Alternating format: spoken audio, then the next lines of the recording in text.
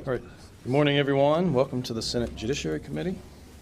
Today is June 13th, 2023. We'd like to thank our Sergeants at Arms, Terry Barnhart, Tom Burrows, Brian Devon. I'm going to do Carson. Don't see Brian. Rod Fuller, I'm going to do that for Carson. Matthew Lee, and Linda Matthews. Thank you all for being here.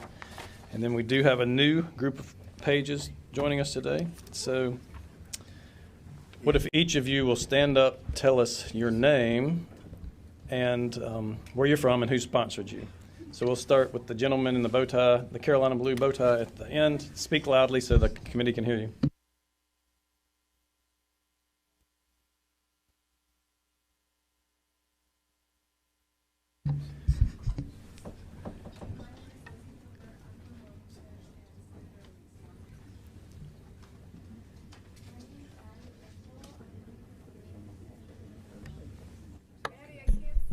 Come here.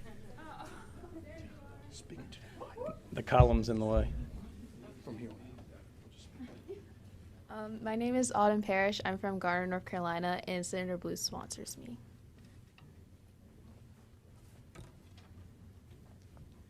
My name is Sophia Fusi. I'm from Holly Springs, North Carolina, and Senator Batch sponsors me. My name is Matthew Son. I'm from Charlotte, and Senator Waddell sponsored me. Nice to meet you guys. My name is Rianne Thomas. I'm from Apex, North Carolina, and my sponsor is Senator Batch. All right, I think that's everybody. So thank you, young ladies and gentlemen, for being here, and we hope you have a good week in the Senate. I know it's better than the House. And we have 3 bills on the calendar today, but we're going to start with the end of the calendar so that Representative Blackwell can get to his next meeting. So that's House Bill 378, Firefighters Criminal History Record Check. Representative Blackwell is recognized to explain the bill, and I think there might be a technical amendment of some sort. You want to take that first? It's up to you. You want us to go ahead and... I'm fine to do that. I think Senator Britt maybe has it. All right. Senator Britt, you're recognized. Move to amend the bill. There is an amendment H378-ACE-73. This just makes the same clarifying change. This was requested by League of Municipalities. We made the same change in a bill that we passed unanimously out of our chamber as well, dealing with the background checks also. Ask that you support the amendment. Are there questions from the committee about the amendment? Seeing none, Senator Britt moves to amend the bill. All in favor of the amendment, please say aye. Aye. All opposed, no. Ayes have it, and the bill is amended. Representative Blackwell. Thank you. I appreciate the opportunity to be here in this committee. This gives me the opportunity to now go home to our mutual constituents and confirm that I saw Senator Daniel at work in Raleigh today. So thank you for that opportunity. I'm glad to help out when I can. This bill comes up in response to concerns raised by particularly volunteer fire departments. They are having a tough time, as most of you probably know, in recruiting volunteers. And when we amended the law in all good faith to require certain background checks, I don't think we anticipated the cost that would be involved in dealing with volunteers. We put in the old bill, or the bill that we would be amending here, a provision that they could collect fees from the applicants, but when you're trying to get volunteers, you're not going to say to them, well, we'd like you to cough up $60 or $70 or whatever the charge is. So this is designed to try to help them, and this is what it does, is it basically says that if an individual who is applying for one of these positions has been a resident of North Carolina for more than 5 years, and if their application discloses no criminal charges or convictions, then they can have an alternative record check done that doesn't require fingerprinting, that doesn't require a national record check. And the check can be done in one of 3 different ways at their option, and that could include the Department of Public Safety, it could include a third-party vendor, And if a clerk of court agrees in their discretion to do so, then it could be done by the clerk of court. So I hope that the committee would agree to the adoption of the legislation as amended, and I'm glad to answer questions. Senator Sanderson. Thank you, Mr. Chair, and I just want to commend Representative Blackwell for helping us in rural North Carolina become better at recruiting, because we're hurting. So thank you in an appropriate time, Mr. Chair. Thank you, Senator. Mr. Chairman, also I neglected to say that Tim Bradley is here if the committee has time. He is head, I believe, of the North Carolina Firefighters Association, and might be willing to say a word regarding this because I've worked with them in developing this. That's agreeable. Thank you. Any member of the committee have a question or a comment before we get to that? Seeing none. Chief Bradley, did you want to make a comment to the committee? Thank you, Mr. Chairman. Tim Bradley. I'm Executive Director of the North Carolina State Firefighters Association from Alamance County. I live in Alamance County, Senator Galey's district. But we just want to say we fully support this bill. We worked with Representative Blackwell's office, and he's correct.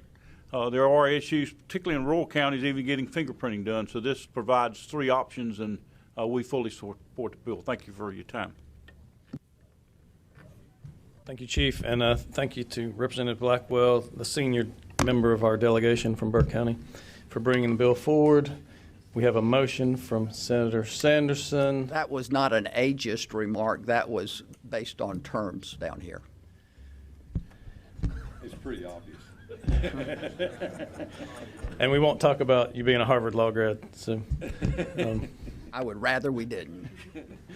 So Senator Sanderson moves a favorable report as to House Bill 378 as amended, rolled into a new PCS, unfavorable to the original bill with a referral to the Senate Rules Committee.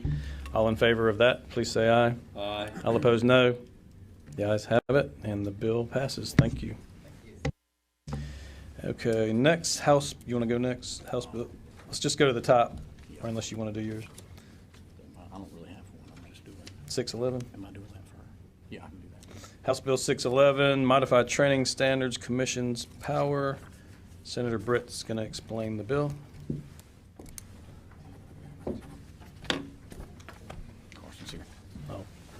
Representative Carson Smith to explain the bill. Thank you, Mr. Chair. I've been riding around Johnson County on the closed I-40, but I appreciate Senator Britt willing to do this for me. Just walked in. Woo, still catching my breath. Thank you, committee members. House Bill 611 will basically clarify that both the Criminal Justice Sheriff's Education and the Criminal Justice Standards Commission and the Sheriff's Standards Commission would have the authority to regulate how schools deliver criminal justice curriculum. It also would clarify that the commissions have the appropriate authority to do what they've been doing for years. It's pretty much a clarification bill. And Mr. Chair, I think there's an amendment going to be offered to this also. Let's see. Looks like Senator Britt, do you have an amendment? I do. You should have the amendment in front of you on your desk. It's H611-ACK-12 version 4. Essentially what this amendment does is it modifies the rules for Training and Standards Commission and deals with the issue of someone who was convicted of a felony while under the age of 18 prior to raise the age, and states that that person did have that charge expunged, and it was a conviction it was based on a conviction that happened while they were under 18 prior to raise the age. They could still enter into law enforcement. Has the support of the Chiefs of Police as well as Sheriff's Association, Conference of DAs, and the Training and Standards Commission. Any member of the committee want to have a comment on the amendment? Seeing none, Senator Britt moves to amend the bill. All in favor of the amendment, please say aye. Aye. All opposed, no. The ayes have it, and the bill as amended is back before the committee. Representative Carson, do you have any further comments? I do not. It's a friendly amendment. Anytime the Senate amends a House bill, it's got to be a good thing. Just for this moment, yeah. If there's anybody from WRAL, please report that. I don't want to tell you. All right, so the bill as amended is back before the committee. Any member of the committee have a question or a comment? Seeing none, are there any members of the public that wish to speak about the bill? All right, seeing none. Senator Britt moves for a favorable report to House Bill 611 as amended, rolled into a new PCS unfavorable to the original bill with a referral to the Senate Rules Committee. All in favor say aye. Aye. All opposed, no. The ayes have it. The bill passes. Thank you, members. Thanks. Now back to the top, House Bill 193, various court changes, 2023 agency bill. I think Senator Newton is going to explain the bill. You do? Okay. Good morning, committee members. I'm going to do my best, which is still a very poor impersonation of Representative Stevens. So House Bill 193, the various court changes, basically an agency bill. I'm going to try to burn through it pretty quickly, unless somebody wants to make a motion for a favorable before I get finished, which we'll certainly tolerate. Section 1 of the Hold on a second, Senator. Yes. Senator, this is a PCS. Senator Britt moves. Move to bring the PCS before us for discussion. All in favor say aye. All opposed, no. The ayes have it. PCS is before the committee. Senator Newton. Thank you, Mr. Chairman. So Section 1 of the PCS provides flexibility for AOC to accept electronic payments for the payment on judgments.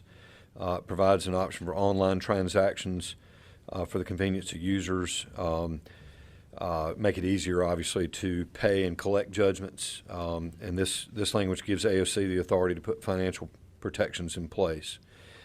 Section 2 is purely technical and deals with statute for parents' right to counsel and guardian ad litem, and also it refers only to the jurisdiction of these matters, but it's pretty technical. Remote electronic notarization is also pretty technical. It provides a grace period for remote video witnessing. Section 4 repeals the annual report from the implementation of the process of reporting fee waivers to interested parties. Section 5, this section repeals bond requirements for magistrate and clerk's offices. AOC can no longer find insurance providers to offer these bond policies. Other policies, protections, and sovereign immunity provide sufficient coverage. The bonds are payable to NC AOC and not the court officials personally. Removing the bond requirement would have no impact on personal liability of officials. Section 6 modifies various provisions affecting the Conference of District Attorneys. This section set out in the statute the roles of resource prosecutors, and essentially this clarifies that resource prosecutors have the same authority as assistant district attorneys in the district that they're serving. And it clarifies that state resource prosecutors take their oath and serve at the request of a local district attorney. This is not creating new positions. Section 7, adverse childhood experience training for juvenile judges. This section adds trauma-informed curriculums for the training of juvenile judges. Judges who specialize in juvenile cases take training on working with young people. This section would ensure judges are trained on the impacts of adverse childhood experiences and adverse community environments. The AOC has an ACE, or Adverse Community Environment Task Force, under Chief Justice Newby since 2021. Section 8 deals with delegation of jury excuses. This section adds flexibility for court leadership teams to set processes at the local level. Clerks of court perform broad set of duties, include probate judge. This just gives local districts the option, not the requirement, to delegate the process. Section 9, filing of certain bond documents with the clerk. This section removes requirements for the clerk to retain original bond documents. Removing original documents benefits clerk's offices transitioning to electronic cases. Let's see, trying to keep moving along. Section 10, the authority of chief magistrates that may be delegated by chief district court judges. This section provides local flexibility to the chief district court judge and chief magistrates for handling administrative matters. This change is requested by the Magistrates Association. They provide the Chief District Court judges the option to delegate oversight and authority. Section 11, we're almost there. This section expands the authority for clerks to redact personal identifying information. As counties move to e-courts, clerks need increased flexibility to redact information. Federal laws are triggered when documents are made available publicly online. ASC recently removed personal identifying information from many of its forms. Section 12 of the PCS revises the rules of procedure to clarify the process for email notice in counties that are using the new e-court system. And Section 13 deals with revisions to the involuntary commitment filing process with e-filing. So this section clarifies that involuntary commitment processes may be electronically filed in counties using e-courts beginning April 2024. Happy to try to answer any questions with staff's assistance, but it's a pretty comprehensive agency bill. Thank you, Mr. Chairman. All right, thank you, Senator Newton, for that explanation. I think there is an amendment to the bill. Senator Britt, you're recognized. Yes, the amendment is H 193-ATU-35 version 3. This basically takes language that we voted out of our chamber unanimously dealing with expunctions that AOC and other various groups had worked on, Conference of DA, Sheriff's Association, and puts it inside this bill. Any questions on the amendment? Seeing none, Senator Britt moves to amend the bill. All in favor say aye. Aye. All opposed, no. The ayes have it, and the bill is amended, is back before the committee. Are there any questions or comments from the committee about the bill? We have a motion from Senator Overcash.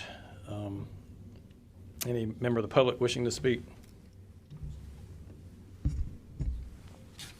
Seeing none.